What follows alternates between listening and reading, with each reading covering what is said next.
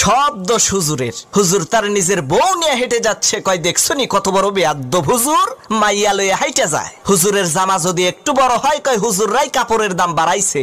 ছোট হইলে কয় টেডি হুজুর, পেট বড় হইলে কয় পরের বাড়ি খাইতে খাইতে পেটটারে জাহান্নামের তাগাড়ি বানাইছে। চিকন চাকন শুকনা হইলে কয় মাদ্রাসায় পড়ে লাভ কি, এরা তো খাইতেও পারে না। দাওয়াত খাইতে যাইয়া একটু বেশি খাইলে কয় হুজুররা পরের খাওয়ান পাইলে এইরকম একটু বেশি খায়। কম খাইলে কয় হুজুর আজকে আর কয় জায়গা দাওয়াত আছে।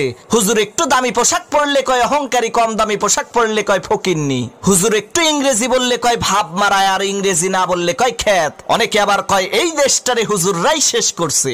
ও মুসলমান, কুত্তা মরে, ছাগল মরে, বিড়াল মরে, জানাজা হয় না। এই বাংলার জমিনে যদি ওলামা একরাম না থাকতো, তোমার মরণটাও কুত্তার মতো জানাজা ছাড়া হইতো। আরে তোমার বাপ মায়ের বিয়েটা যদি হুজুর না পড়াইতো, তাহলে তো তুমি হারামজাদা হইতা, নাজায়েজ জারজ সন্তান হইতা। তোমারে তো সহি ভাবে পয়দা করার ক্ষেত্রে হুজুরের অবদান আছে। তাহলে হুজুর পাইলেই এত গুতাও কে? হুজুর পাইলেই এত বাস দাও কে?